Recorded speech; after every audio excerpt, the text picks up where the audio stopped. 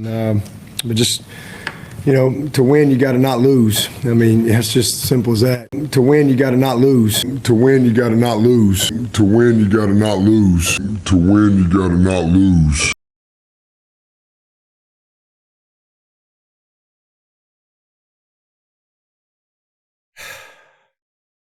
Hi, I'm Uncle Lou. Before we get started with today's Your Season is Over video, which of course is a lot of trash talking and making fun of the teams that lost and stuff like that, I did want to come on here at the very beginning and be serious for just a second about the refereeing situation. It popped up again yesterday in a bunch of different games, and in some cases, you've got fans blaming the referees for their loss or for certain things or situations in the games or whatever it is. So before we get to the Your Season is Over video, where it's just going to be the trash talking and the pointing and laughing, let me just take a second here and seriously address that to the Florida fans, or really the fans of any other team that lost yesterday, and you feel like the referees, because look, the referees are terrible. You're not going to get me to say they're not. The referees are bad across the board. So before we get to Your Season is Over, let me take a second here to the Florida fans and to anybody else that lost yesterday, and maybe you're blaming the refs for a call or a missed call or whatever the case. I do have something for you right here.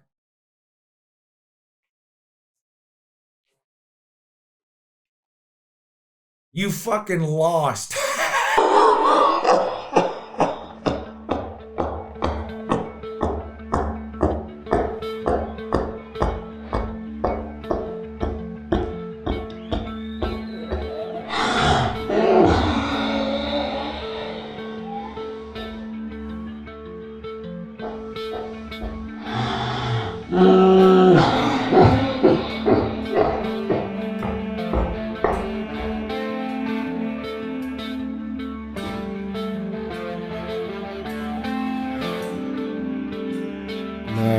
But just, you know, to win, you got to not lose. I mean, it's just simple as that.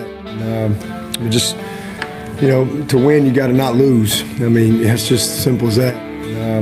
But just, you know, to win, you got to not lose. I mean, it's just simple as that.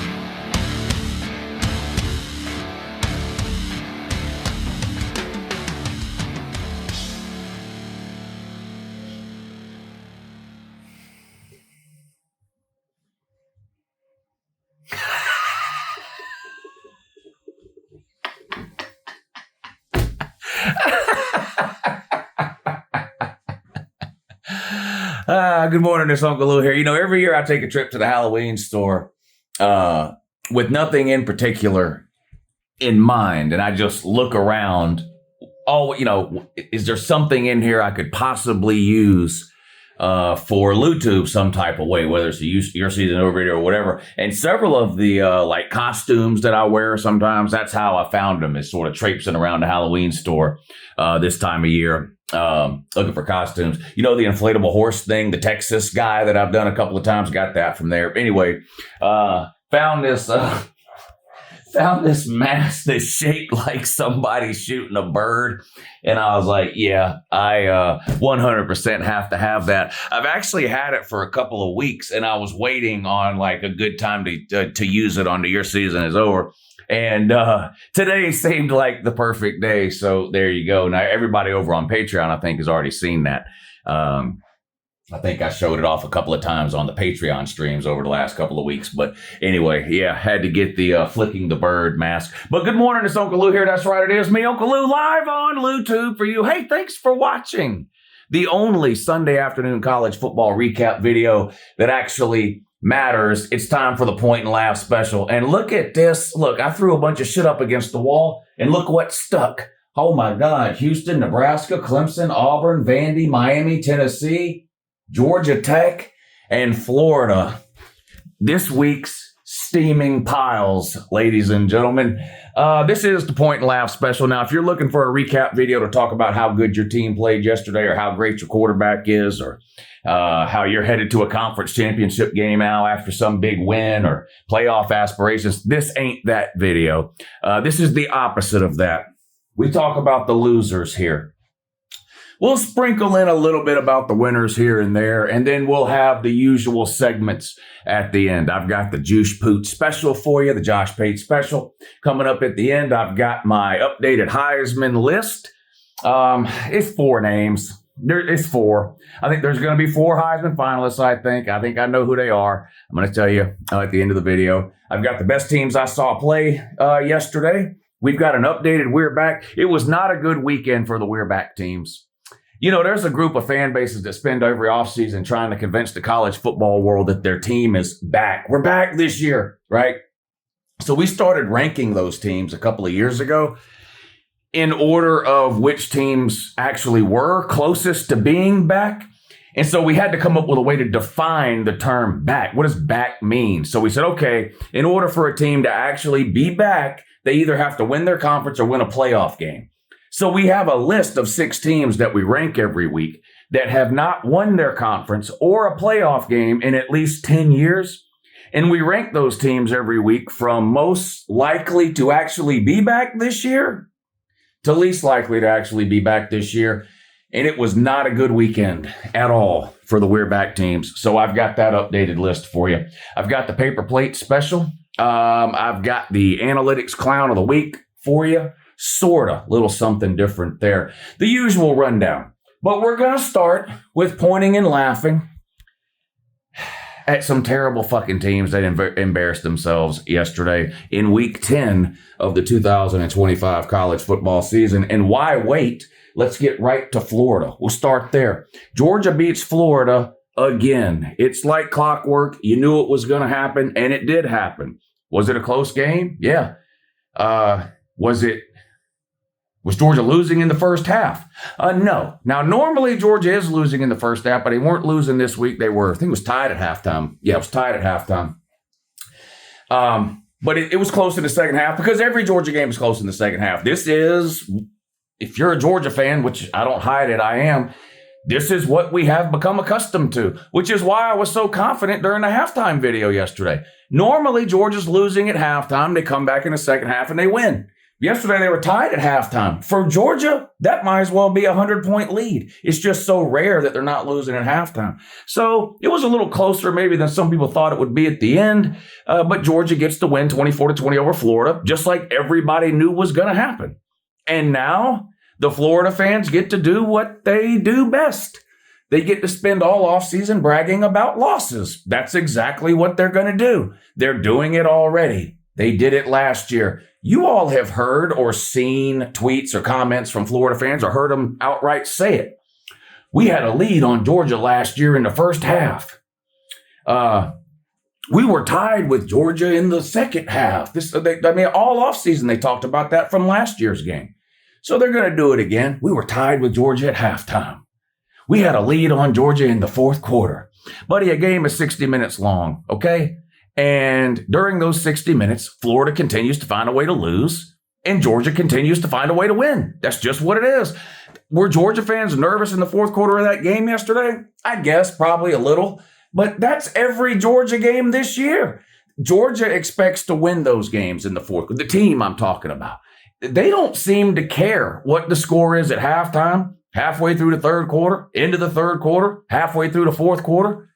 This year's Georgia team, no matter the circumstances, expects to win the game, and they play that way. Florida, who's been busy losing just about every year for the last 15 years in any meaningful environment, expects to lose, and so they lose. And that's what happened. Florida lost again to Georgia. Interim head coach Billy Gonzalez, didn't matter. Billy Napier, Billy Gonzalez, Billy the Kid, doesn't fucking matter. Florida's not good enough to beat Georgia. Lagway was 15 of 24 for 166 yards, a touchdown, and an interception. He's not very good. Sorry, just not. He had 10 rushes for 24 yards. Georgia wins 24-20. Florida had 280 yards of total offense. 280. A lot of Florida fans blame everything on Napier. I've seen a lot of comments, even yesterday after the game. The talent gap with Georgia has been closed. Has it? I'm not sure it has. You had 100 what'd you have yesterday? Hell, I just said it and I forget. You had 280 yards of total offense in an entire game of football against Georgia. Congratulations. Florida didn't turn the ball over. Georgia turned it over once. Didn't matter. Georgia still found a way to win. You want to cry about the referees? Fine. All right, let's cry about the referees. Lagway fumbled the ball. They ruled him down. Oh, well, it is what it is. You get up and you play the next play.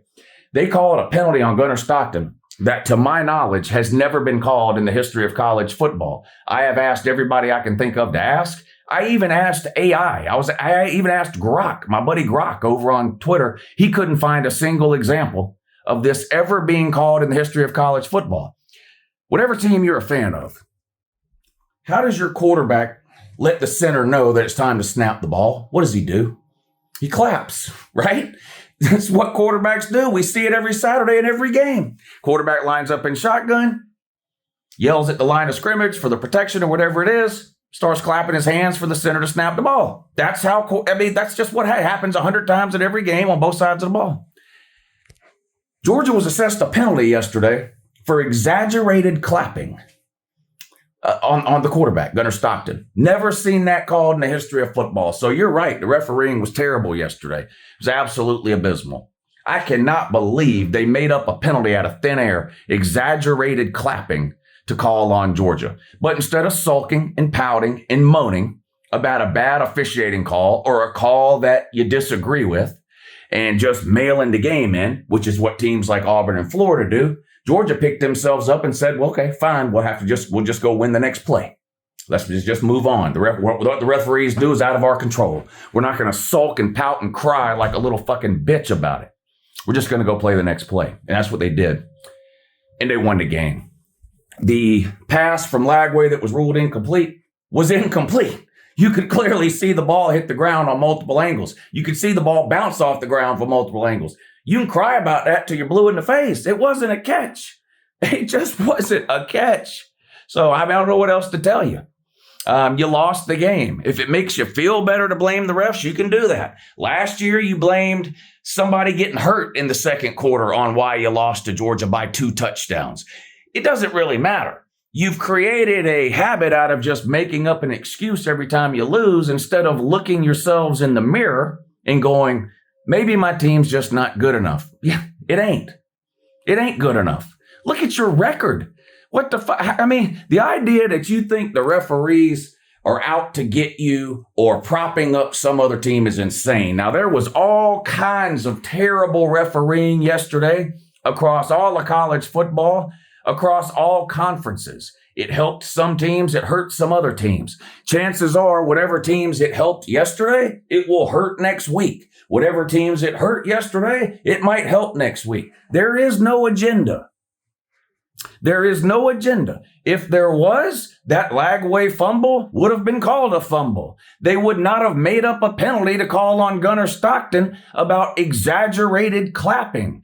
No one has ever been penalized for the quarterback clapping for the center to snap the ball. So do I think that means Florida paid the refs or the refs were out to get Georgia? No, I think refereeing is bad and they fuck a lot of shit up. We're going to go through a whole list of shit that just happened yesterday later in this video. And this isn't just for Florida. And look, Georgia fans are guilty of this too in the past. There are Georgia fans who think the referees are in the bag for Alabama. No, we just can't beat Alabama. That's just what it is. We find a way to lose every time we play Alabama. We invent a new way constantly. Last year, you go down 30-0 to Bama. Massive comeback in the second half, not enough. This year, you hold Alabama scoreless in the second half, but come up 3 points short because of a missed field goal and terrible play calling down in the red zone on that one possession. It has nothing to do with the referees being bought and paid for. The national championship game in 2017, Tyler Simmons was not offsides. That's true. It was a bad call by the refs. It was a blown call. That doesn't mean the referees were paid by Bama or that the referees wanted Bama to win. They just blew a call. And if you disagree with any of the calls that were made yesterday by any referee in any game, then they just blew the call. They just blew it. It happens all the time. And so my point, I don't think Lagway fumbled the ball, by the way. I think he was down. I'm just exaggerating that to prove the point. In a one-score game, every one-score game ever played in the history of college football, there are not one, not two, not half a dozen, probably a dozen calls that a referee makes that when you look back on it in a one-score game, you can go, if that call would have went the other way, maybe this or maybe that.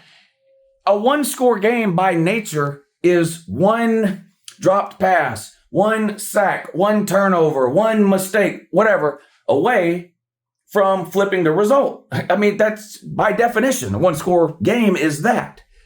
So it happens all the time. It happens all the time. And I don't know. Be better would be what I guess I would tell you. Don't let it come down to a referee decision, I guess is what I would tell you. But it doesn't really matter what I say in this video here. I know the inner workings of what's left of the brain of the Florida man, and they are going to spend all offseason bragging about a close loss to Georgia, just like they did last offseason. They'll blame the refs. They'll blame Lagway getting hurt last year. Georgia had a player thrown out of the game, but they somehow still managed to win. Like, you know, things happen. Things happen. But it does seem like no matter what happens, Georgia finds a way to win these games, don't it? Yeah, and it seems like Florida finds a way to lose, and that's what they did. They lost. Again, Georgia 24, Florida 20. I feel bad for Florida because this was their game. This was like the game. I don't want to use the term Super Bowl. That gets overused. This is like, oh, that was your Super Bowl and you lost it. What I mean about Florida in this game is because of the number of the losses they have already, right? They're clearly not making any type of meaningful postseason. They're not making an SEC title game. They're not making the playoffs. This was before they lost yesterday. They weren't making any of that. They're at best, they're playing in some low-level bowl game, probably right after Christmas, that nobody's going to watch. They're going to lose, and then the Florida fans will say that, well, we didn't want to be there, or such and such player opted out. So what does Florida have to play for this season? A big win against Georgia. Like, that's what was left. Their coach is fired. It's an interim. They had a bye week. Let's rally around the new guy, Billy Gonzalez. Let's go all in. Let's put all our cards on the table. Let's leave nothing left in the tank. Let's give it all we got in this one game. We can't win the SEC. We can't make the playoffs. We can't make any meaningful postseason. Maybe we can beat our rival Georgia. Or maybe you can't. Now they're circling the Florida State game. But think about how down bad you are as a program where you're now looking at a season going, the best possible thing we could do is beat Florida State in a regular season game.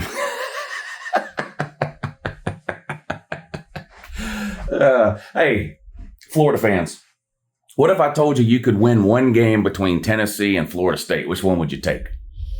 That Tennessee game at Florida is going to be interesting. That's going to be interesting.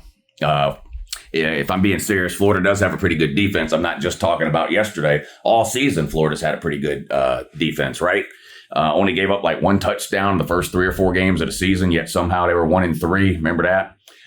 Their defense is pretty good, and Tennessee's hitting. And the game is in the swamp. We'll get to Tennessee in a minute. But if you could pick, Florida fans, if I told you you're only going to win one between Florida State and Tennessee, and you get to choose which one you win, which one would you choose? But that's going to be the highlight of your season. Now, maybe a win over Florida State or maybe a win over Tennessee, both in the regular season, is what your season has been boiled down to. Another wasted season in Gainesville and another coaching search underway. Florida, your season is over again for what, the 5th time this season? Oh, God. Speaking of rivals who can't beat Georgia, Georgia Tech lost yesterday, too. Hey, don't feel bad, Florida fan. I know Georgia beats you just about every year, but they literally beat Georgia Tech every year. You know, Georgia Tech's only beaten Georgia, is it 3 times this century? It's 2025. They've beat us 3 times since the turn of the century. We play every year. They lost again yesterday. Georgia Tech did.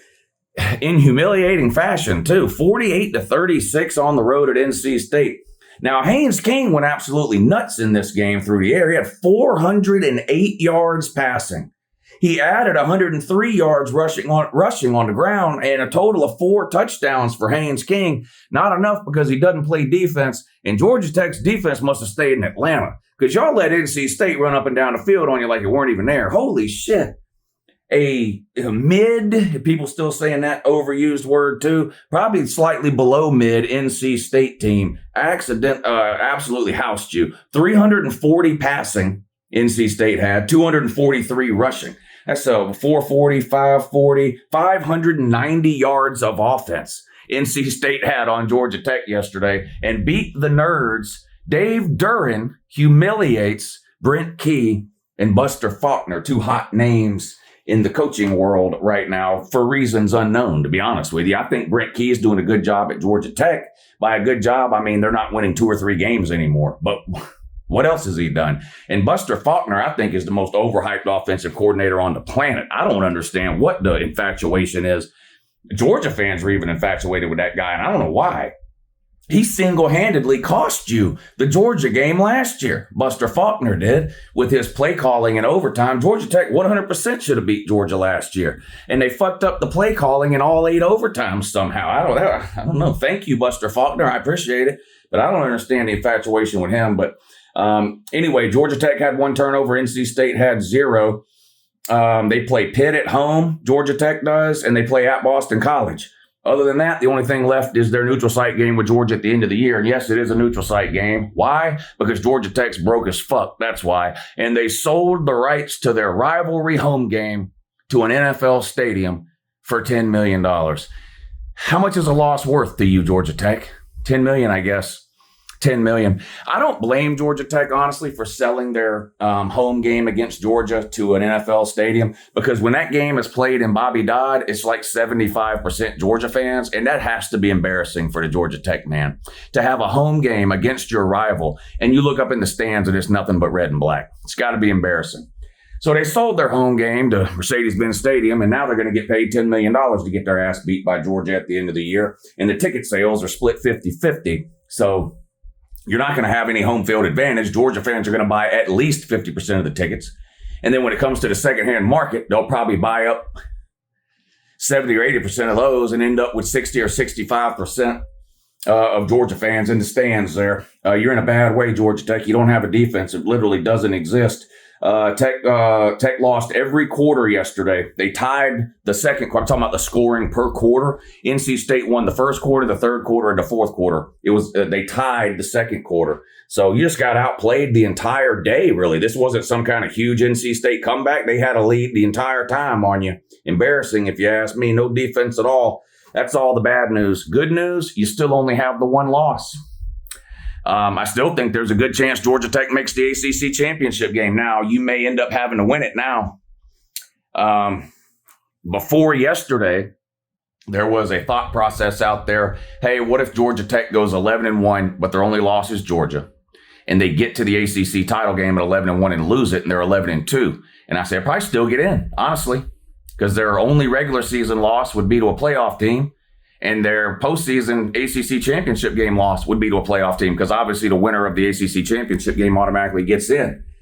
With that loss yesterday on the road at NC State, even if Georgia Tech makes the ACC championship game now, I think they have to win it to get in. This, of course, is assuming they lose to Georgia, which ain't that big of an assumption, really. It's more of a stated reality that the Georgia Tech man just finds himself in on a yearly basis. You're probably going to have to win the ACC championship game now to get in. We'll see. But Georgia Tech, your season is over. You lost 48-36 on the road at NC State. Sorry for your troubles, but man, Vandy. You know, I've gone from... It used to be almost an honor to take the Vandy helmet off and put it on the "your season is over" wall, because Vandy for a long time was just a team that we never talked about. So even if they lost, we wouldn't really, like Purdue. Purdue loses all the time, right? We don't ever take their helmet off the wall. There's no point in talking about Purdue. They're dog shit. That was Vandy, mostly. But not the last couple of years, though. And when I started having to take the Vandy helmet off the wall when they would lose a game, I kind of felt bad in the beginning. I was like, man, this is no fun ragging on Vandy. You know, they've been down for so long. It's kind of nice to see them have a good year or two. But I'm going to be honest with you. Watching Diego Poverty, listening to Diego Poverty, not just watching him like when he plays, but just how he conducts himself off the field and all that, I've come to enjoy watching Vanderbilt, and more specifically, Diego Poverty, lose football games. I don't like him at all. It's too much like trying to be Baker Mayfield, trying to be Johnny Manziel. And I didn't like those guys either. And I don't like you, Diego Poverty. You're a loudmouth, and, you know, when you back it up, I guess it's cool. You know, you beat LSU, you beat Missouri, so ha ha ha, you get the last laugh. Well, it's kind of like with Deion at Colorado, or really anybody that's loud and boisterous and obnoxious. Signetti, the coach at Indiana, is like this. When they win, it doesn't matter whether you like the cockiness or the arrogance. You got to sit there and take it because they backed it up. But when they lose, if they lose, then the shoe is on the other foot. They have to then sit there and take it. Well, Diego Poverty, you have to sit there and take it because you fucking lost to Texas. Now, reach through the phone, pat you on your little peanut head. Great comeback in the fourth quarter. Got it exciting for Uncle Lou there at the end. 2 onside kicks in the last 2 minutes of the game. Damn near got the last one. I don't know what happened to Texas defense there in the fourth quarter, but it disappeared about like a fart in a windstorm. You couldn't find it. You couldn't find it anywhere. But you did lose 34-31. You won the fourth quarter 21-0. I mean, this was a blowout. You know what? It looked like the opposite of the Texas-Mississippi State game the week before. Remember, Texas was down huge in the fourth quarter, down 17 points. Texas was last week on the road at Mississippi State. They were down 38-21 with 6 minutes to go in the game. They ended up tying it up and sending it to overtime. Well, it was reversed this week. Texas had the huge fourth quarter lead, and you're sitting there watching Vandy go up and down the field. They score 17 points, get within 3, two different onside kicks opportunities, but it didn't go Vandy's way, and Texas hangs on to get the win. Let's see, what else do we got here? You won the fourth quarter 21-0. Great, congratulations. 2 onside kicks in the last couple of minutes. Diego Poverty, 365 passing yards, 3 touchdowns and no interceptions. A lot of that came in the fourth quarter, and it wasn't enough. 43 rushing yards and another touchdown. This was a must-win game for Texas, and they won it. Back against the wall spot. You're sitting on 2 losses. If you're a shorthorn man, your season damn near ended last week on the road at Mississippi State. This was definitely a circle the wagon spot here for Texas. And they circled him. Even Arch Manning had a good game. Where did y'all find this version of Arch Manning? 328 yards, 3 touchdowns, and no interceptions. Career day for our buddy Arch Manning against Vandy. Is it too late to fire back up the Arch for Heisman train? Yeah, way too late for that, bud. Way too late. Neither team could run the ball. Vandy had 58 yards rushing. Texas had right at an even 100. So some good run defense in this game, but the pass defense for both teams left a lot to be desired. There was 600 or 700 yards passing total in this game. Arch Manning and Diego Poverty both went off, but Diego Poverty lost. Got mad about it too at the end. Threw a football at a guy there in the end zone. I just don't like Diego Poverty. I liked him in the beginning. I kind of liked the flashiness and stuff, but then he sort of, he hitched his wagon to Johnny Manziel, and that's just a terrible thing to do for your future. And I've talked to you about this before, Mr. Poverty, but you're not listening, so I'm not going to waste my time doing it again. But it's not a good career decision for you to be running in the same circles as Johnny Manziel. It didn't work out for him, and it's not going to work out for you either. But Vandy, your season is over. Not really. You got 2 losses. Texas and Vandy both sitting on 2 losses. Vandy's got a couple of winnable games coming up. One of them is against Auburn, who, of course, has fired Hugh Freeze.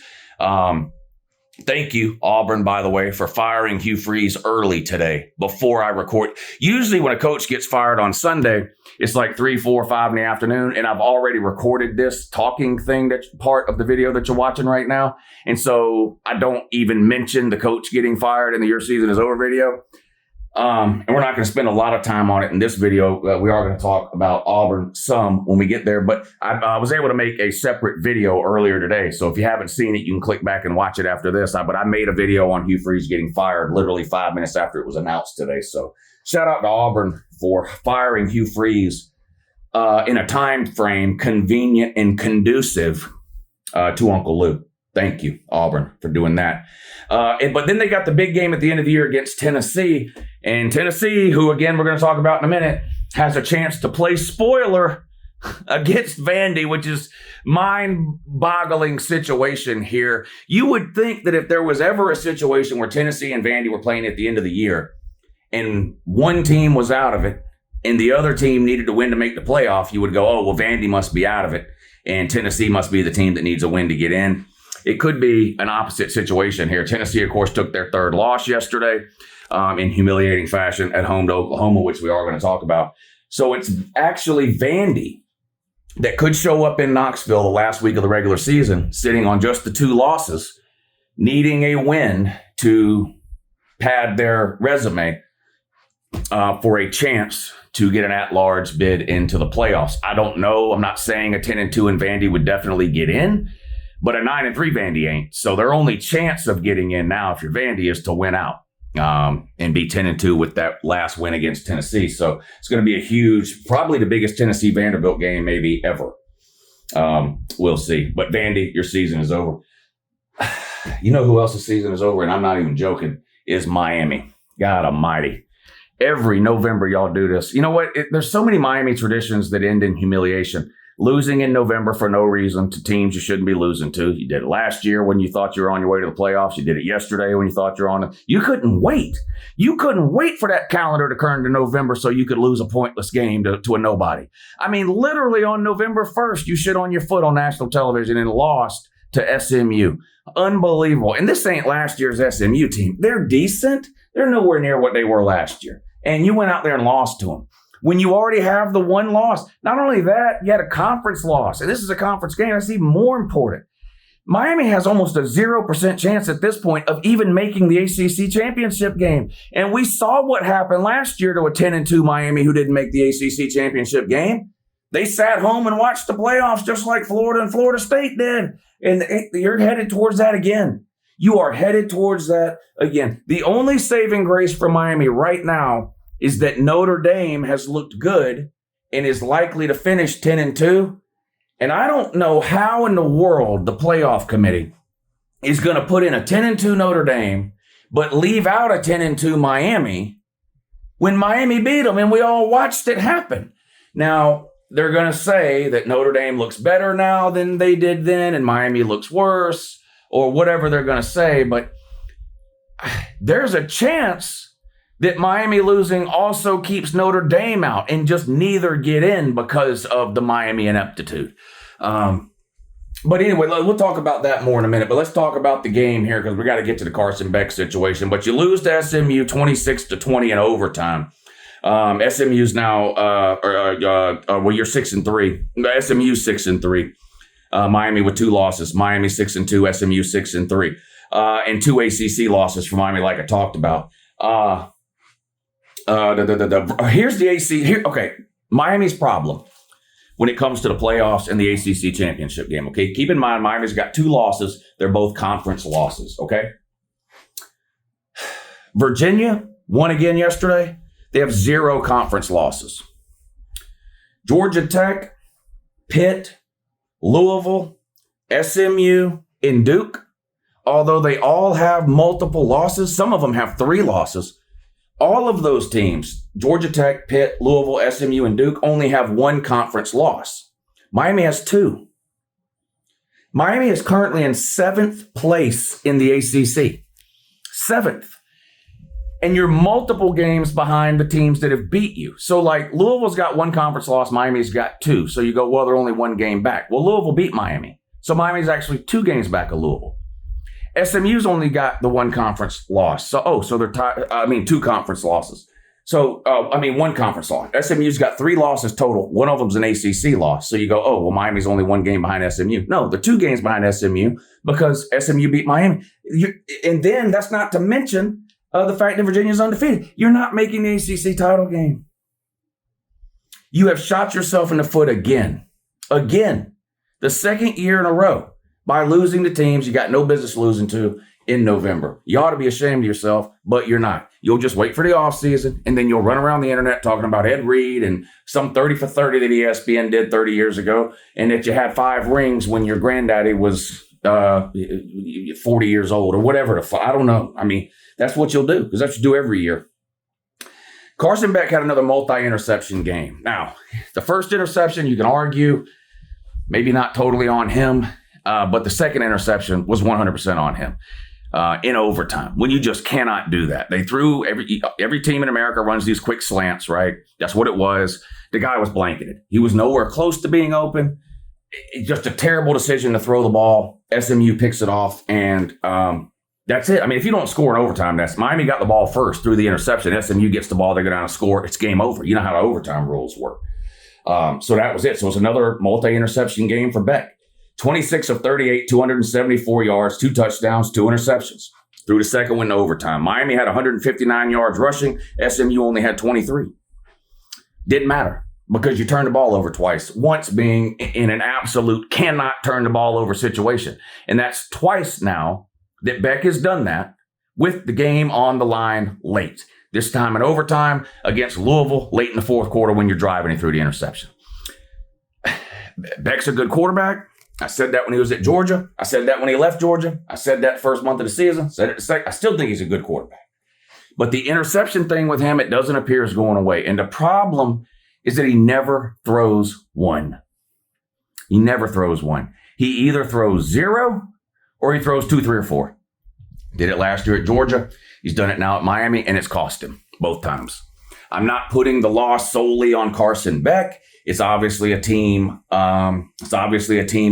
I get that, but that was a bad throw in overtime from Carson Beck, and it likely cost Miami any shot they had at an ACC championship game or a playoff berth.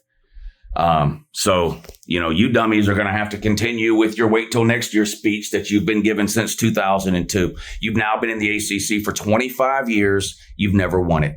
Not a single time. I don't understand Miami fans running around the internet with their chest out like they're a big boy of college football. You're not. Any more than Minnesota is because they won 3 natties in a row in the 30s. It just doesn't matter today at all what you did in the 90s or the early 2000s. It has 0 effect or impact on anything that is happening today. Maybe something happened 4 or 5 years ago. The recruits were in middle school. They saw it happen. Your fans saw it happen. Maybe it happened 3 years ago and you still have players who are on that team that are still on your team now. That, you get a recruiting bump when you have something really good happen like that. You've got none of the running around talking about how good you were and, that, the 2001 team is better than 2019 LSU. None of that is mattering or helping you today. It's not. But you're going to continue to do it because you don't have anything else to say. Nothing. You have been in the ACC, one of the worst power conferences this century. You have been in there for 25 years, 25 seasons. And you have 0 ACC championships. And you've only even made the ACC championship game one time. Once.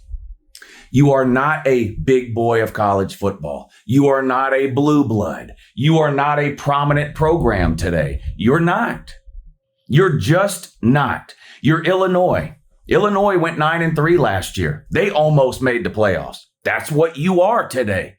You're South Carolina. South Carolina went 9-3 last year. They almost made the playoffs.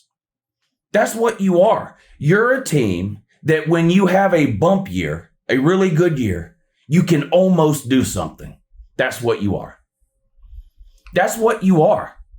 Until you do something different, that's what you are. This isn't a 1-year hiccup. This isn't a 3-year stretch. This isn't, this one coach just can't get over the hump. How many coaches have you had since you've been in the ACC? 7? None of them have won the ACC. Not a single one. Only one of them even took you there. And it was a Georgia throwaway. Mark fucking Richt. You're a has-been. And you probably never will be again.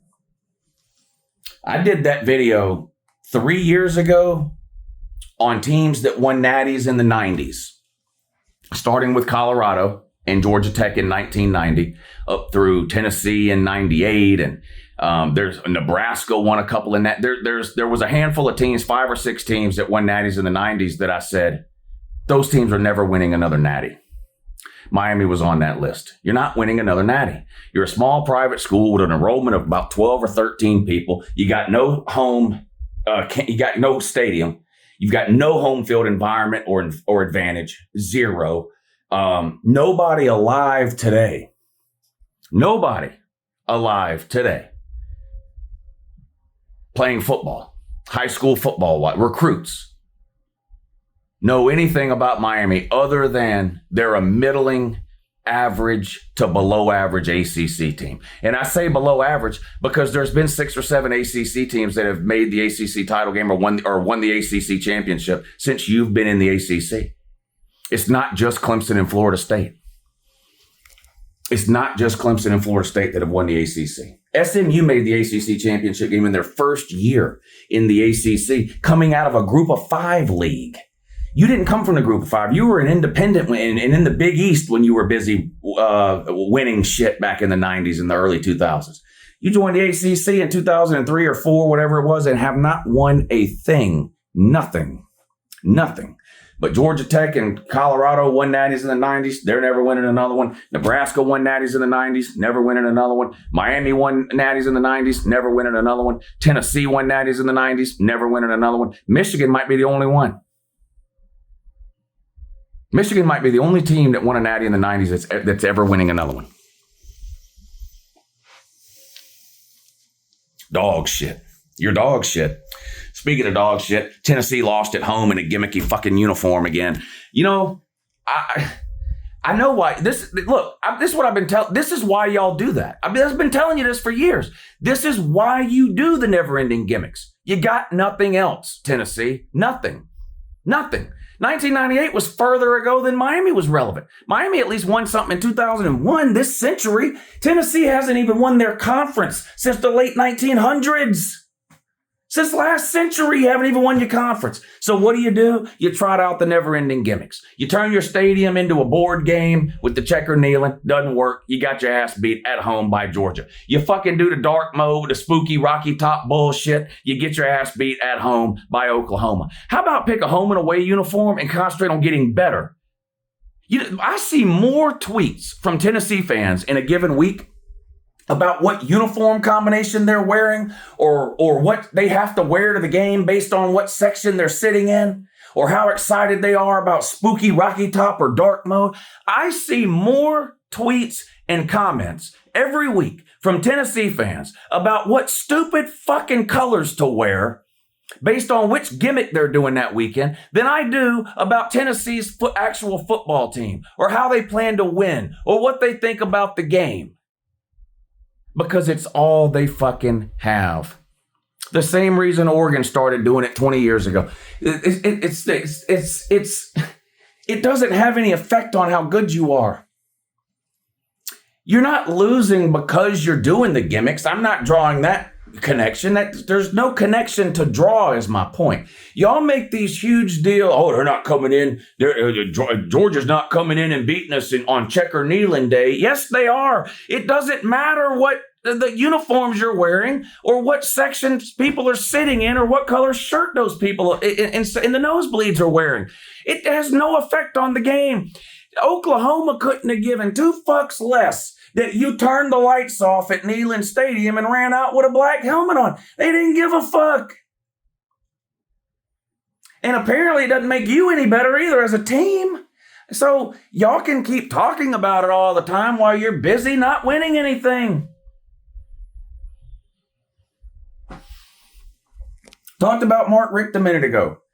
I give credit to Josh Heupel. Yeah, he inherited a bad situation. It was a dumpster fire. Tennessee had become accustomed to losing. They were basically what Florida is now. And Josh Heupel comes in, and now they're not a laughing stock. But that's about the best thing you can say about them. They're not a laughing stock anymore. They're not the most embarrassing team in the SEC anymore. They're not a doormat anymore. But they're nothing above that either. Talk about Mark Richt earlier, okay?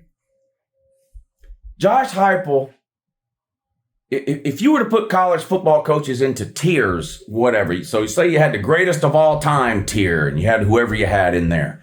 And then you had like the elite tier, and in that tier you had Ryan Day and Kirby Smart and whatever else you have in there. And then below that, you had like really good coaches but never became elite. You'd have Mark Richt would be in there, won the SEC twice. Averaged 10 wins a season for 15 years in the SEC, right? Whatever tier is right below that, that's where John Hopeful is. That's where Josh Heupel is. He is not, because I've seen Tennessee fans say, uh-oh, what if Josh Heupel is our Mark Richt? He's nowhere near that. He's not on Mark Richt's level. He's not in Mark Richt's universe. You can't even make an SEC championship game. Never mind win two of them. Mark Richt would have made multiple 4-team playoffs. He would have made almost every 12-team playoff. He's nowhere near Mark Richt. Stop besmirching the good name of Mark Richt by saying that Josh Heupel is your Mark Richt. You got a long way to go before Josh Heupel gets into Mark Richt territory, bud. You wish he was Mark Richt, because then you'd have a couple of SEC titles. But you don't. You don't. All you have is a head coach with a frequent flyer card at Shoney's and nothing else. No trips to the SEC title game, no playoff wins, definitely no conference titles. And you're not achieving any of that this year either, because you took your third loss of the season yesterday to Oklahoma. The same Oklahoma team that got their fucking dick shoved in the dirt last week by Lane Kiffin, walked into Neyland Stadium at night with your dark mode uniforms and the spooky Rocky Top playing on your fucking fake noise speakers that you have spread out all over your stadium so you can pretend that your stadium is loud, and they beat you. They beat you. And it wasn't particularly close, to be honest. This game was over in the first half. I mean, you did what you did in the second half, but I knew it was clear in the first half that you weren't winning this game. Turnovers was one of the reasons why. But you lose 33-27.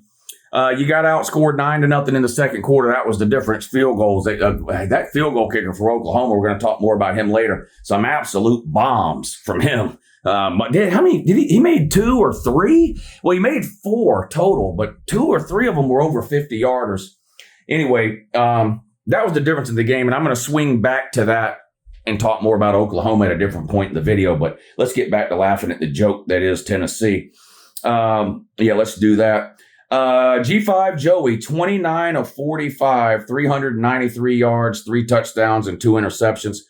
Tennessee only had 63 yards rushing. I had Tennessee fans yesterday. Tennessee fans, not me, not people laughing at Tennessee. I had Tennessee fans saying, Lou, Tennessee is soft.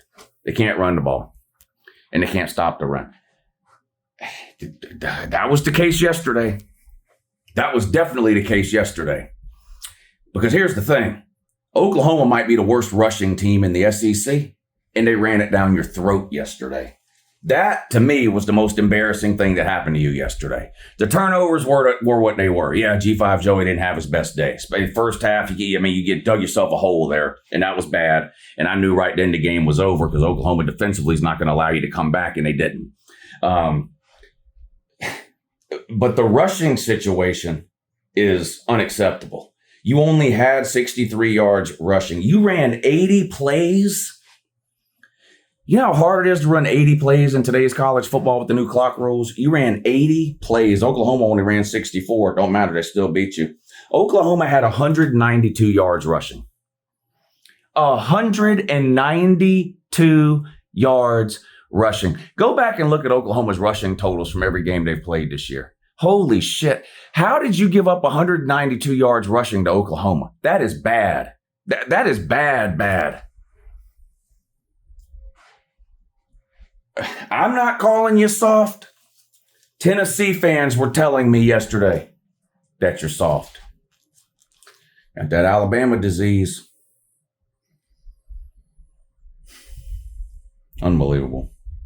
John Mateer, 19 of 29, 159 yards, no touchdowns. And if I'd have told you that Joey Aguilar was 29 of 45 for 393 yards and John Mateer was 19 of 29 for 159 yards with no touchdowns and an interception, you'd have said, oh, Tennessee must have won the game because Oklahoma can't run the ball. So if they only passed for 159 and no touchdowns, there's no way Oklahoma won. There is a way. Field goals and running the ball. That's how they did it.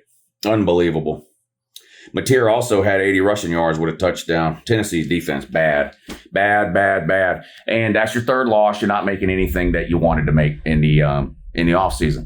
I predicted Tennessee to go 8-4 this year, and I got laughed off the internet by Tennessee fans because they're retarded. 8-4 seems lucky right now.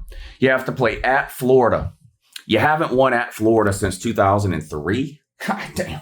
And you play down there every other year. You have not won down there since 2003. And John Hopeful, whatever the fuck that fat boy's name is, struggles on the road.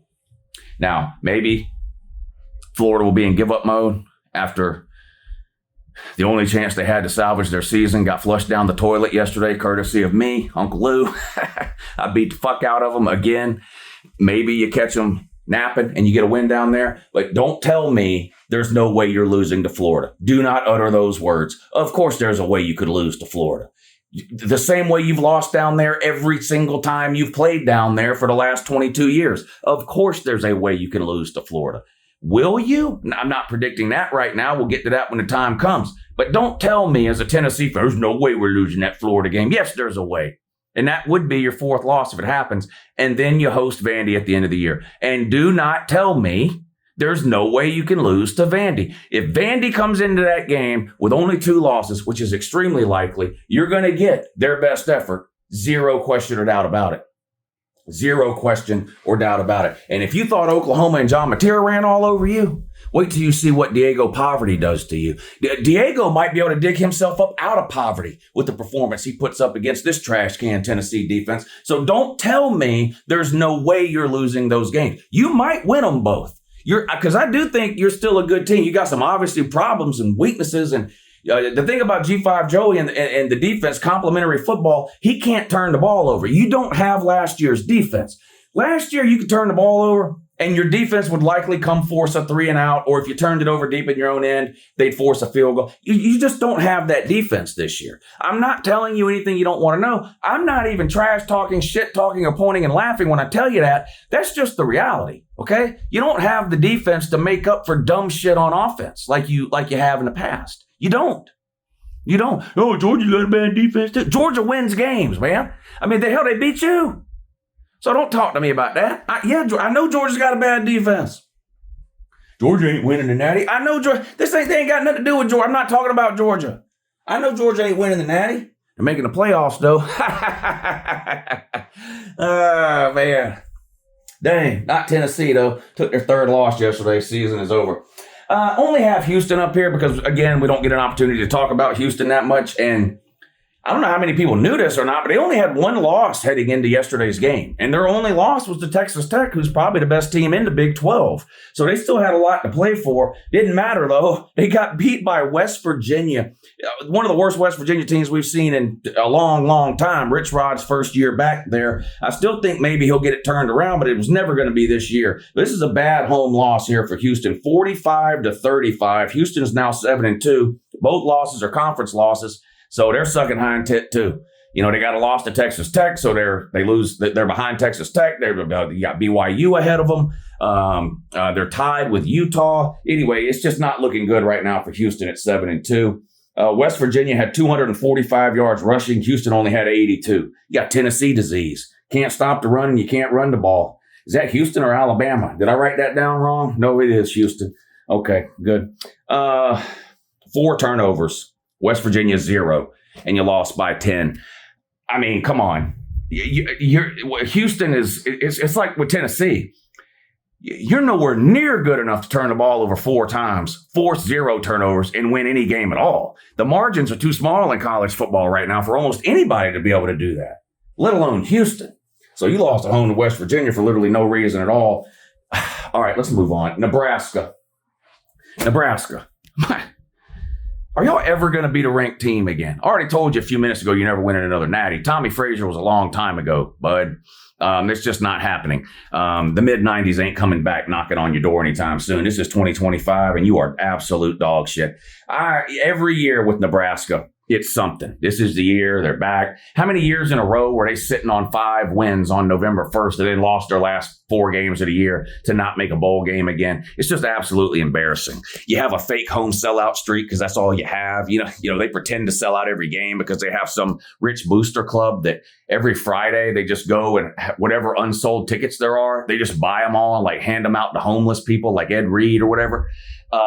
It's just a fake, made-up fucking... That's all you have. Last night's game was sold out for real, and they watched you lose to Southern Cal. Unbelievable. 21-17. It was a good game. You just can't beat a ranked team. 10 years you hadn't beat a ranked team. Something like 0-30. Lost like the 30 straight. I mean, can't you just get lucky once and beat a ranked team? I mean, we see upsets in college football every single weekend.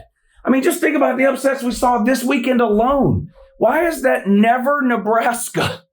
Ever? How have you not beat a ranked team in 10 fucking years? That is unbelievable. I picked Southern Cal and I had my reasons, but I joked all along and I said, I don't need any reasons. Nebraska hasn't beat a ranked team in 10 years. Southern Cal's ranked. Therefore, Southern Cal's winning. And they fucking won. If you'd have told me Nebraska was going to hold Southern Cal to 21 points, I'd say they probably won the game. Nope, 21-17. Now, Dylan Raiola did get hurt in this game, and we never like to see that. I don't know the extent of the injury. I hope he's going to be okay. I don't want to see anybody get hurt ever for any reason on any team. So I hope he gets better. But when they were losing and he got hurt and they're trying to come from behind with a backup quarterback, even against Southern Cal's piss poor defense, there was no chance of that happening. I mean, Nebraska doesn't have a great offense to start with. Let's just call it like it is. They don't. But they lost again. Can't beat a ranked team. You were winning at halftime and found a way to lose. See, teams get stuck in these ruts. Florida's in it now. Mississippi State has been in it for 2 years. They finally won a game yesterday, but winning is a learned behavior and losing is a learned behavior. And unfortunately for Nebraska right now, it's a culture of losing. I don't want to say it's got nothing to do with Matt Rule. It's obviously, he's the head coach. I don't want to say it's got nothing to do with the players on the team. It obviously has something to do with the players on the team. But it almost doesn't matter. Multiple head coaches, multiple rosters have been flipped over, multiple signing classes. Again, it's a 10-year period. And Nebraska's just stuck in a rut where they expect to lose. So if you're Nebraska and you look up in the fourth quarter and you're losing, Unlike Georgia, like I talked about earlier, who never thinks they're going to lose. It doesn't matter what the score is. They always think, okay, well, we're only down this many. That means we got to score this many. We'll come back and win. It's a culture of winning. Winning begets winning. Losing begets losing. Both are contagious. And right now, you are ate up with the disease and the cancer of losing. Nebraska, especially when it comes to ranked teams. You lost again. Now you're 6-3. Your season is over. Sorry, not making anything relevant again. Can't say the same for Southern Cal. They're still 6-2. Now they got some tough games in November, and they look anything but unbeatable. But if they get to the end of the year at 10-2, probably going to get in. Probably going to get in. We'll see. I don't think they're going 10-2, but it's possible. Nebraska only scored 3 points in the second half. Dylan Raiola had 98 yards passing, but again, he got hurt. But anyway, I don't want to talk shit about Dylan Raiola since he got hurt. But Dylan Raiola has been disappointing this year to me overall. But whatever the injury is, I hope it gets better. Clemson, the whole Dabo thing.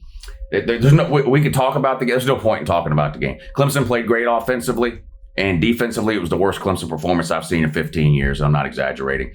They gave up 46 points to Duke. They lost on a 2-point conversion in the last minute of the game. Duke scored to get within one. They had a decision to make. Do we kick the extra point and play for overtime, or do we go for 2 and try to get the win on the road at Clemson? And they said, well, at Clemson can't win at home against ACC teams. Might as well go for 2. I'm sure we'll get it. And they did. Clemson has not won a home game against an ACC team in over a calendar year. I think it was the beginning of last October was the last time they beat an ACC team at home. The collapse of Clemson is almost unbelievable. I know they haven't won a natty since 2018, but even as recently as last year, as bad as they were, and they weren't great last year. You know, they lost to Georgia, they lost to Louisville, they lost to South Carolina, all in the regular season. But because the ACC was such a mess, they still got into the ACC championship game and hung on to beat SMU. So they were gifted a playoff spot as ACC champions. Lost first game on the road at Texas.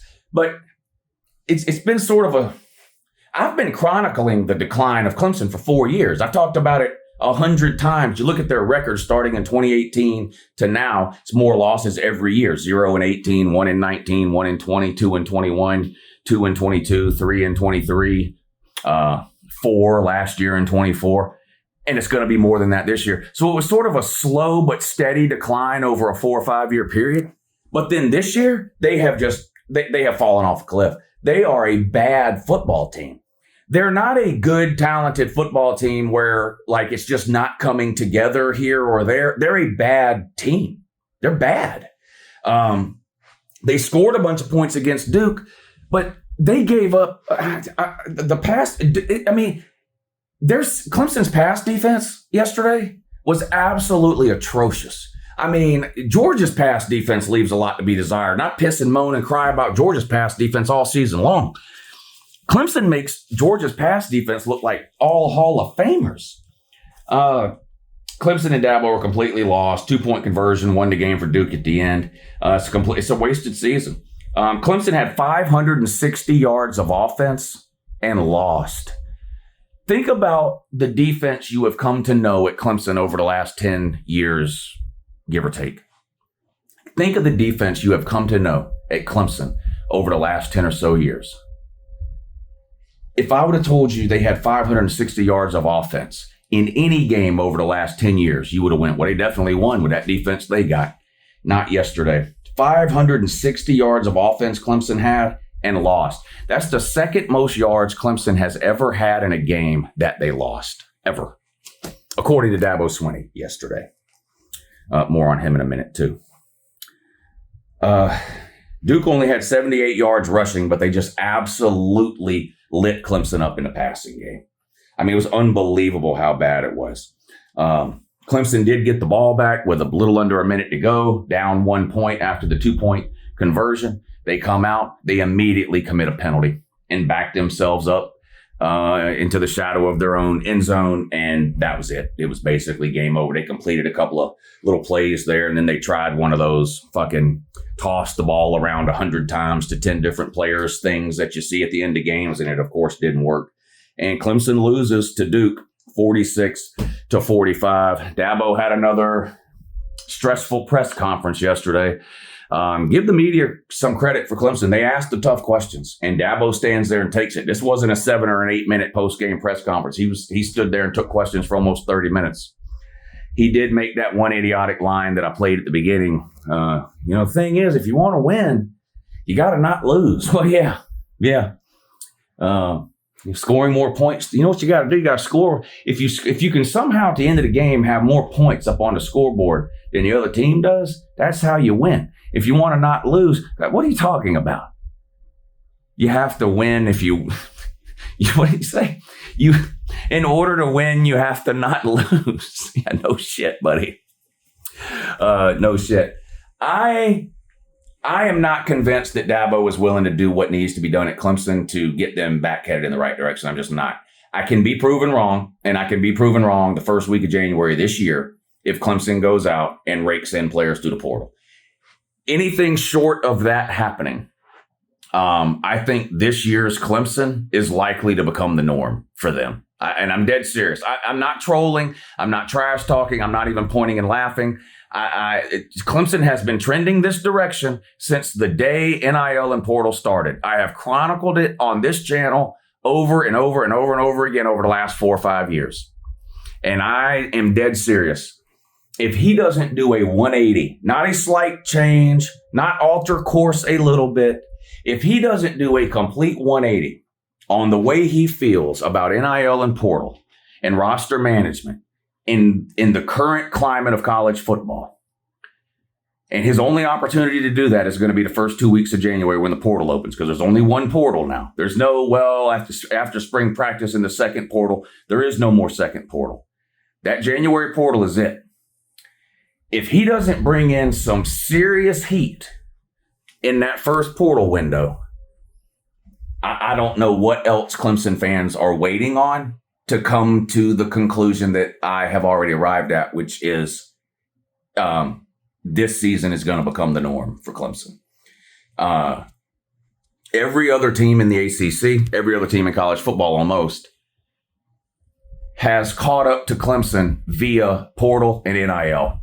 While Clemson, while not necessarily getting worse, the gaps between the teams are much smaller now because the other teams are taking advantage of legal opportunities that Clemson is not taking advantage of because Dabo has a principled stance against it. And I'm not saying that Dabo is wrong for having that stance.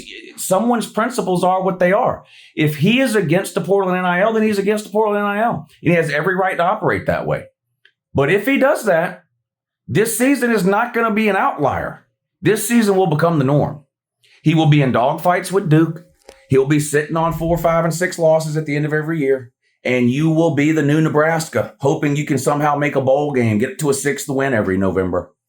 That's just what it is. That's just what it is. I don't need lip service. I don't need to hear, well, we need a new secondary coach. Maybe you do. You need players.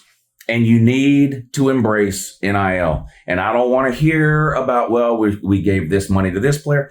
He is paying 2nd and 3rd string players who are all in and Clemson guys. You know, he still has that rule. If you're a high school student and you commit to Clemson and you take a visit somewhere else, he revokes your scholarship. He only wants players who have loved Clemson since they were 6 years old. Now, that's great. Some of those players turn out to be great. Some of those players turn out to be the best players you have. I would love to have a roster filled with 5-star players from the state of Georgia who grew up as Georgia fans. I get it. Those players do. There is something special about those types of players. I completely agree. But that ain't the world we're living in, bud. That ain't it, Dabo. If you look at your offensive line at the end of a season and you go, this wasn't good enough, we need to get better immediately, then your ass better be in that fucking portal when it opens looking for offensive linemen. He specifically called out his safeties yesterday. If you've got an issue with the safety position, Dabo, You had better had your ass in that portal in January looking for the best safeties in that portal. And it doesn't matter what they thought about Clemson coming out of high school. They weren't Clemson guys. They weren't all in on, doesn't fucking matter. Are they better than the safeties you have now is the only question you need to be asking. Do boo. And if they are, then you need to go pay them and you need to go get them. And I'm using the safeties and the offensive line just as a random example. It's up to Dabo and that staff to figure out what the weaknesses for Clemson are going to be next season and address those in January via the portal. Anything short of that, and the Clemson that we've known for the last 7, 8, 9, 10 years is dead. And you're going to see a lot more seasons like this. Clemson, your season has been over for a while, and it got even worse yesterday with a home loss to Duke. Auburn lost yesterday to Kentucky in a game where they only scored 3 points the entire fucking game. Hugh Freeze absolutely had to be fired today. That was one of the most embarrassing offensive performances from Auburn that I have seen in my lifetime. Kentucky is not good. Kentucky is not good. I talk about Georgia's first half struggles all the time, not against Kentucky. Not against Kentucky. But this was absolutely horrific. Goes out and gets Jackson Arnold out of the portal in the offseason. Why? Don't know. We all saw him play last year in the SEC at a better team, Oklahoma, and he was terrible. But Hugh Freeze says, I can fix it. Goes out, brings in Jackson Arnold. He's been terrible all fucking year. Last week, Auburn's down 2 touchdowns in the fourth quarter to Arkansas. They yanked Jackson Arnold out of the game. They put the backup in. Auburn scores 17 points in the fourth quarter and beats Arkansas. Miracle fucking win. Got to keep Hugh Freeze now. Then this week rolls around. Who are you going to start? Who's going to play quarterback? Backup? Or are you going back to Jackson Arnold? Well, I don't know. Well, the game starts and it's the backup. And they can't get a fucking first down. They can't score. They can't do anything. In comes Jackson Arnold. That didn't work either. Take him back out, put the other guy back in. Quarterback hokey pokey. You're getting booed at home at night against Kentucky in a game where you scored 3 fucking points. Absolutely had to be fired today. Absolutely had to be fired. Look, as a Georgia fan, just like with Billy Napier, I was hoping Auburn would keep him forever. I was wrong about Hugh Freeze. I thought Hugh Freeze would have some success at Auburn.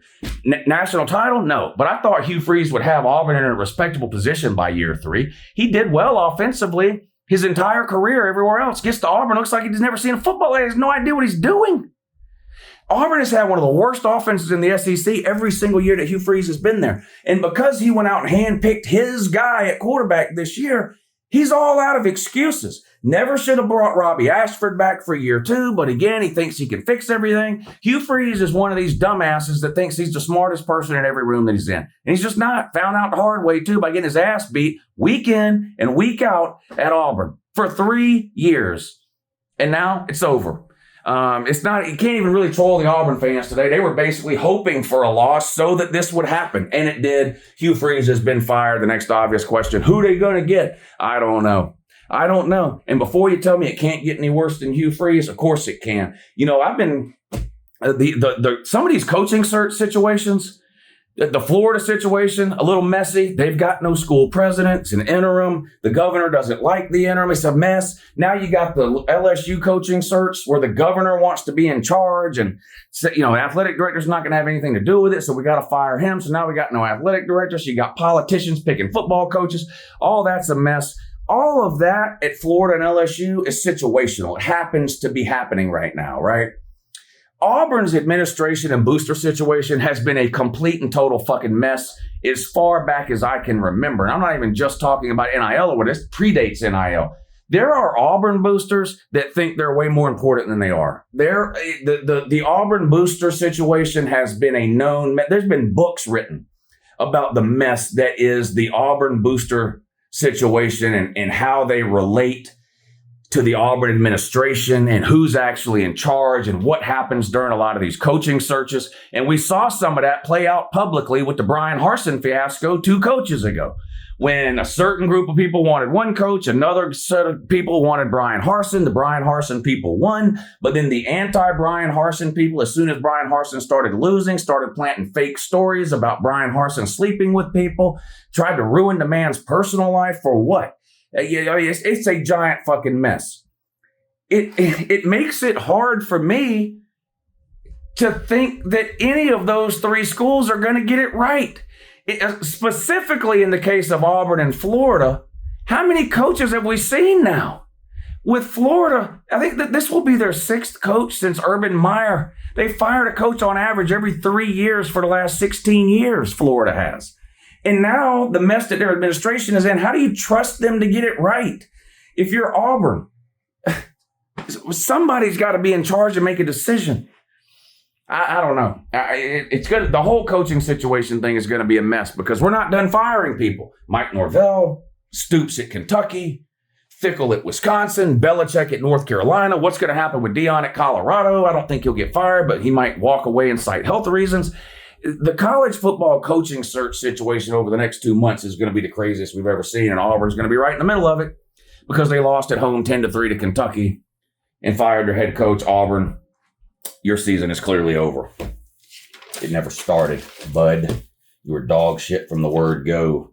North Carolina finally won a game. Speaking of Bill Belichick, they beat Syracuse 27-10. So shout out Bill Belichick for not losing, I guess. Notre Dame beat Boston College 25-10. Boston College is 1-7, 1-8. You struggled into the second half with them. Beat them 25-10. I guess Notre Dame got caught looking ahead to Navy. No disrespect to Navy. They got blown out yesterday by North Texas. But at the end of the season, Notre Dame's going to be 10-2. And the second best win of the year for them is going to be fucking Navy. And they're going to try to convince you and me that they belong in the playoffs. They don't. Virginia beat Cal. Still just 1 loss for Virginia and 0 conference losses, like I talked about earlier. They're 8-1, 5-0 in the ACC. Virginia is. Louisville won again, beat Virginia Tech. They're 7-1. Only 1 conference loss. Pitt beat Stanford. They're 7-2, but only have 1 conference loss. Pitt does. Florida State actually won a game. Wasn't even close. Blew them out. Hey, maybe Norvell just needs another 3 or 4 years. Let's go. Keep Mike Norvell. He knows what he's doing. He beat Wake Forest. Oklahoma State lost again, 38-21. They're 1-8 now. Damn. Colorado lost 52-17 to Arizona. They are getting worse as the season goes along. An absolute zoo at Colorado. I don't know what's going to happen there. I have a feeling Deion's going to walk away at the end of the year, but we'll see. Ohio State blows out Penn State 38-14. It was competitive in the first half, so give Penn State a little bit of credit. I think it was kind of like a Florida situation and nothing else to play for. Hey, let's go beat Ohio State. Too much Ohio State, 38-14. Indiana, 55-10 over Maryland. They're a machine. I had people again yesterday in my comment section. Indiana, if Indiana had an SEC schedule, they don't have an SEC schedule. I don't know. There are people, I'm dead serious. There are people who think they're college football fans. They think they are knowledgeable about college football. But then they say, I can't tell if Indiana's any good unless I see them play 5 good teams in a row. You mean to tell me Indiana, who's 8-0, they played 8 games. We're not in week 1. We're not in week 2. They're 8-0. You mean to tell me that after 8 games, you can't tell if Indiana's any good or not? Not whether or not they can win a natty. You mean you can't even tell me whether or not they're any good? You're a fucking idiot then. You're college football retarded to the 11th degree. If you can't watch 8 Indiana games this year, and you can't even tell me, you claim you can't tell if they're good because you need to see them play the 1985 Chicago Bears before you're able to determine, okay, well, I guess if they beat the 85 Bears, they must be good. I don't understand that. Do you realize that a team's strength of schedule doesn't have anything to do with how good they are? Do you comprehend that idea? Strength of schedule is only a way to determine who might be better between 2 teams with similar records. Strength of schedule does not determine whether a team is good or not. Let me give you an example. Whatever team that you think is good, just think of a team in your head right now that you think is good, okay? If that team played Oklahoma State, Purdue, Kentucky, Florida State, and Rutgers, and beat them all 45-10. Would you then not know if that team is good? Would that team be less good if they were 5-0 and had played those 5 teams? How can we be headed to week 11 and you're telling me, I don't know if they're any good? Then you're an idiot. You're an absolute idiot. You're an absolute idiot. If you do not know whether or not Indiana is good, you're an idiot. You are, and I'm not trolling or team asshole or I'm meaning that this is coming from the bottom of my heart. If at this point in the season you don't know if Indiana is good or you think they aren't good, you are literally fucking retarded. Now, they may play Ohio State and lose by 3 touchdowns. They may make the playoffs and lose in the first round. I don't know who they're going to play, the matchup, where it would be, any of that. I don't know. I'm not predicting Indiana to go 100-0 and win the Natty. All right? But to show up in my comment section every week and tell me that, oh, well, yeah, look who they played. We're in week 11, bro. They won on the road at Oregon. You go, well, no, I know, but I don't know who, you know.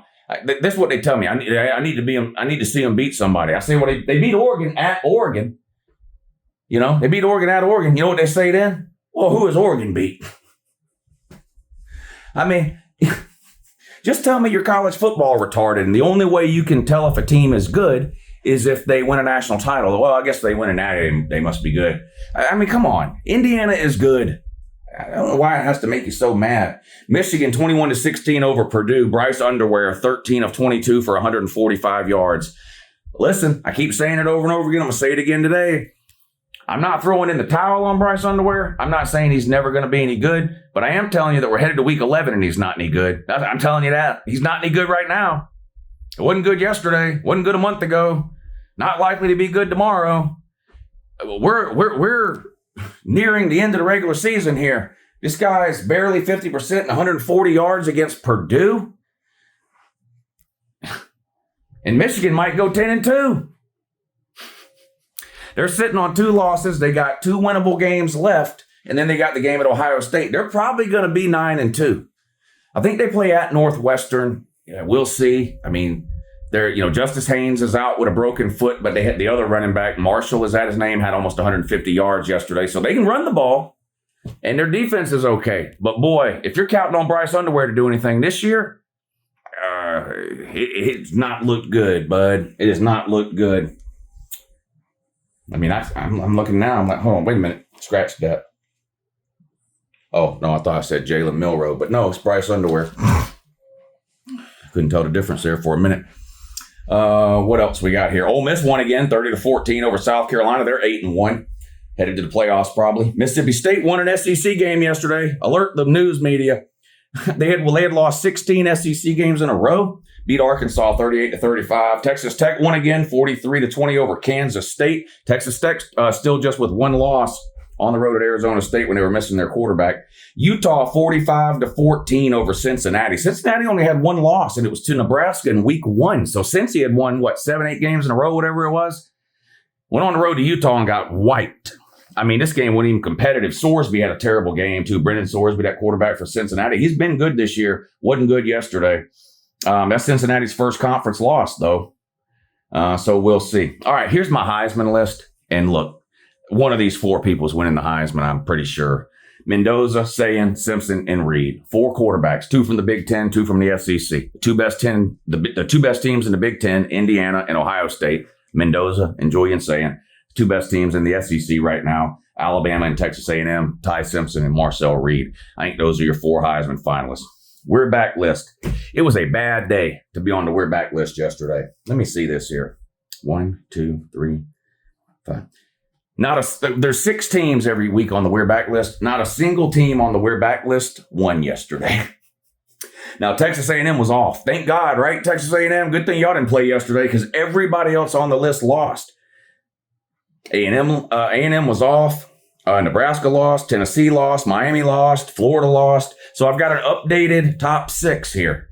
The only team on this list anymore with any chance at all of getting off the list this year is Texas A&M. They're undefeated, likely headed to the SEC championship game and the playoffs. If they win the SEC championship or win a playoff game, they will come off this list. They're number one. They're the closest to actually being back. Number two, a huge jump here from unranked to number two, Jesus Christ. Jesus Christ is closer to actually being back right now than Miami, Tennessee, Nebraska, Florida, or Auburn, who are ranked 3 through 7 on the We're Back list. It could happen. It could happen. That thunder could clap at any minute or whatever they say. And he rides in on that white horse in Miami, Tennessee, Nebraska, Florida, and Auburn. Will still be on this We're Back list. Analytics clown of the week. We're going to go opposite day here. There was a coach yesterday who had an opportunity to do some really stupid fucking shit because analytics said so. And instead, he used his fucking brain. Situational awareness. I'm on the road. This is likely to be a close game. We've got some momentum that could be taken away right now if we go for it on 4th down and don't get it. Plus, we're at like the 40-yard line. If we don't get it, we're going to give this other team great field position. Analytics says to go for it. I think we're just going to kick the field goal. And they did it multiple times. Brent Venables in Oklahoma yesterday kicked 3 field goals in the second quarter against Tennessee. They kicked 4 field goals total yesterday. That's 4 times they didn't go for it on 4th down. 4 field goals is 12 points. They won by 6. Shout out to Brent Venables. Usually the analytics clown of the week is some dumbass like Brian Kelly who gets down to the 5-yard line early in a game and goes for it on 4th and 4 and doesn't get it. Instead of trying to find a coach that fucked up the analytics yesterday, I'm going to give Brent Venables credit for giving a big fuck you to the analytics and just doing what you're supposed to do as a knowledgeable football coach. Let's take some points here. Did it 4 times. It paid off. The Juice Poot special. Florida fans. Not only is he going to try to make you feel better, he's going to apologize to you. He should take some of the blame even for sort of getting you all hyped up. You know, he talked up DJ Lagway. Well, it turns out Lagway's a trash can. He ranked you in the top 10. Turns out you're not in the top 100. He told you were going to the playoffs. You're never going to the fucking playoffs. He got your hopes up. You bought in hook, line, and sinker. You subscribed to his channel because he told you to, and he said nice things about your team that you wanted to hear. That's his MO. And you fell for it. And now you see the absolute disaster that is the reality of the situation, which is what I've been telling you all along, but you don't like to hear reality. You want to hear what you want to hear. And you'll hear more of it tonight on the Josh Pate Show. Georgia Tech fans, he's going to comfort y'all tonight because there is still a chance for Georgia Tech this year to do some meaningful things. Still have an inside track to the ACC championship game, could still win the ACC championship game. And even if they don't win the ACC championship game, could still make the playoffs, although that would most likely mean they would need a win over Georgia at the end of the regular season. But he's going to make you feel better about what was a disastrous defensive performance from Georgia Tech yesterday on the road at NC State. And the Auburn people. Hugh Freeze is fired. Another wasted season. You're down in the dumps. Your 2 biggest rivals dominate you in every way imaginable and are 2 of the best programs in all of college football, Georgia and Alabama. You really have no reason to be excited about anything in the future, near or far, as it relates to college football. But don't worry. That's what the Josh Pate Show is for. He's going to tell you that your long national nightmare is over, that Hugh Freeze has been fired, and that whoever the next coach that comes in there is going to have a talented roster to work with because the defense is good and Cam Coleman caught a pass or 2, and that everything's going to be fine tomorrow. The little Annie Orphan routine. The sun will come out tomorrow. Bet your bottom dollar. That's what he's going to do for you. So Florida fans, Georgia Tech fans, and Auburn fans, be sure and tune in to Juice Poot tonight. He will make you feel better. Best teams I saw yesterday. Indiana, I mean, it's just rinse and repeat with them. Utah, another dominating performance against a pretty good team at home by Utah. Utah's probably played themselves out of the postseason, but they looked really good yesterday. And I thought Oklahoma on the road in a tough environment. It is tough to win in Neyland. All jokes aside, it is tough to win there. Oklahoma becomes only the 3rd team to beat Tennessee in Neyland over the last 4 or 5 years, I believe it is. Georgia, Alabama, and now Oklahoma, the only teams to win in Neyland Stadium over the last few years. So good win for Oklahoma. Paper plate special. The referees. All jokes aside, I don't blame the Florida fans for being mad. There's controversial calls. Now, again, the reason it becomes so irritating to me, the referee debate, is because people always feel like they have to make the leap from referee blew a call to the game must be rigged, right? The refs are in the pocket of this team, or the refs just wanted that team to. That's just not true. Do the refs blow calls? Yes. The other thing that irritates me with the refs is, well, he caught that and it was obvious, or he dropped that and it wasn't even close. Of course it's close. The DJ Lagway fumble, extremely close. In real time, during the stream yesterday, when they were reviewing the Lagway play, I said, you know what? I don't know if he fumbled or not. It's close. On the field, they ruled him down. So I just don't think they're going to be able to overturn it. And that ended up being what happened.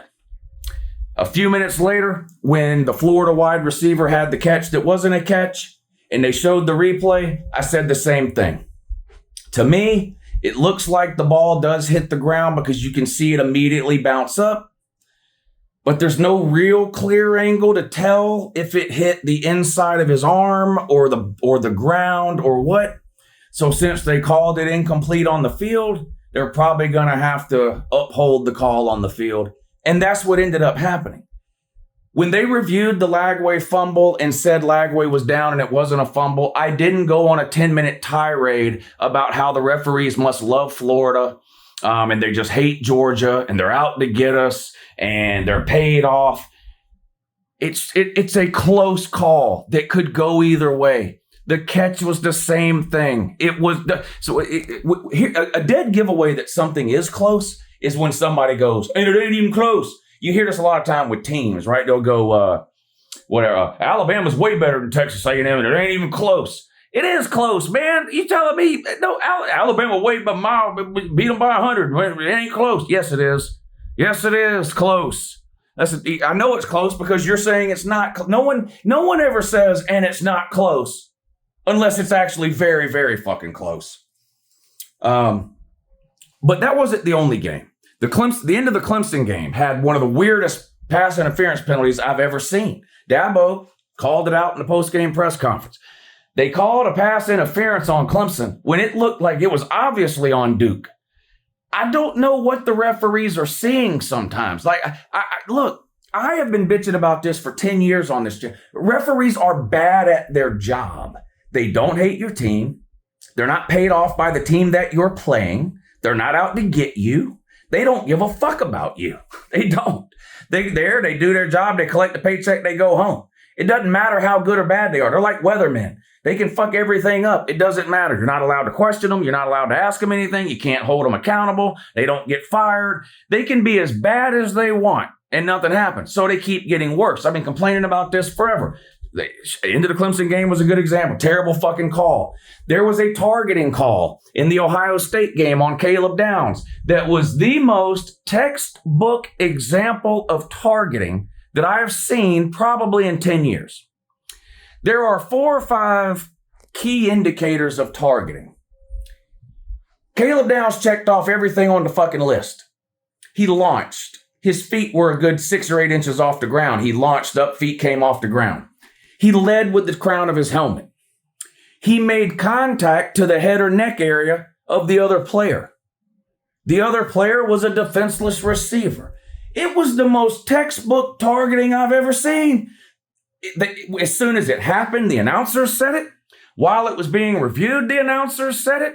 While it was being reviewed, Caleb Downs took his helmet off and was halfway to the locker room. They come back on, targeting overturned. Caleb Downs, the look on Caleb Downs' face when they overturned, he couldn't believe it. It was the most obvious targeting I've ever seen. Do I think that the referees did that because they need Ohio State to beat Penn State? No, Ohio State was blowing them out. It was just a terrible fucking call. By the way, it was the next play or 2 plays later, Caleb Downs made an interception in the end zone. Shouldn't even have been in the game. Now, I don't like the targeting rules. I don't think players should be thrown out of the game. So I'm not on and on about this Caleb Downs thing because I think Caleb Downs should have been thrown out of the game and this is ridiculous and it cost Penn State. No, I'm just using it as another example to point out a situation where I think the referees fucked something up. It looked like, I don't like targeting. I wish they totally overhaul it, but they haven't. The targeting rules are what they are, and that was targeting. A Georgia player got called for targeting yesterday. It was clearly targeting, and he got thrown out of the game. The Caleb Downs hit on Penn State was way more of targeting than the Georgia guy targeting was, and the Georgia guy was targeting. It was the right call. I don't think players should be thrown out of the game at all, so I'm not, in a way, I'm kind of glad it got overturned because they still assessed a 15-yard penalty, but they didn't throw Caleb Downs out of the game. Now, if I was in charge of college football, that's how I would make it every time. Is targeting, 15-yard penalty. Let's go to the next play. No more just throwing people out of the game. But it's the inconsistency from game to game and from league to league. The exact same thing that Caleb Downs did to the Penn State wide receiver could have happened 30 minutes later in a different game, and it would have been called targeting. The guy would have been thrown out. The Georgia safety that got thrown out of the game in Florida, that same play could have happened an hour later in another game in another city, and they don't call it targeting. You just don't know. It's like, what's a catch and what's not a catch? I don't know. What's pass interference and what's not pass interference? I don't know. What's holding and what's not holding? I don't know. It's too inconsistent. The referees are fucking terrible. They fuck up every weekend. I watch 10 to 12 games a day. Every single game I watch, the referees are fucking shit up. They're just bad at their job. They're terrible. Paper plate special. You know what else is on the paper plate special? Tennessee's gimmicks. Stop with the gimmicks. Now, I went on a rant on that earlier when I didn't mean to. I was meant to save the rant for now. So you can go back and watch my Tennessee comments. But look, checkering, kneeling, turning your bleachers into a board game, dark mode, spooky Rocky Top. Just pick a home and away uniform and go win football games. Stop with the never-ending fucking uniform combinations. People should not have to log on to Twitter and check what seat they're sitting in against some master plan to figure out what color shirt they have to wear. It's fucking retarded. Stop doing it. Win more games. Syracuse. Look, anytime you lose to North Carolina, that's a paper plate special. So Syracuse, you're on the paper plate special. Miami in November, you're on the paper plate special. I'm already announcing this. Miami will be next November's paper plate special as well. Every November they shit on their foot. Paper plate special. Carson Beck interceptions come in multiples. It's like, on the 12th day of Christmas, my true love gave to me 12 Carson Beck interceptions. On the 11th day of Christmas, my true love gave to me 11 Carson Beck interceptions. Then it gets down to 1, and it's like, okay, no interception. But if he throws 1, he throws 2 or 3 or 4. They come in bunches. Carson Beck in Miami in the month of November. In Miami in the month of November every year. Paper plate special. There you go. The year season is over video. Week 10, 2025. I do appreciate everybody watching. Please hit the thumbs up. Takes me hours and hours and hours to make these videos every day. All I ask is that you hit the thumbs up and subscribe to the channel if for some reason you aren't. Hope everybody enjoyed the weekend. Some great games. Half the teams have to lose. You know how it is. Headed into week 11 now. Time marches on. So does Uncle Lou. So does the college football season. Have a great day.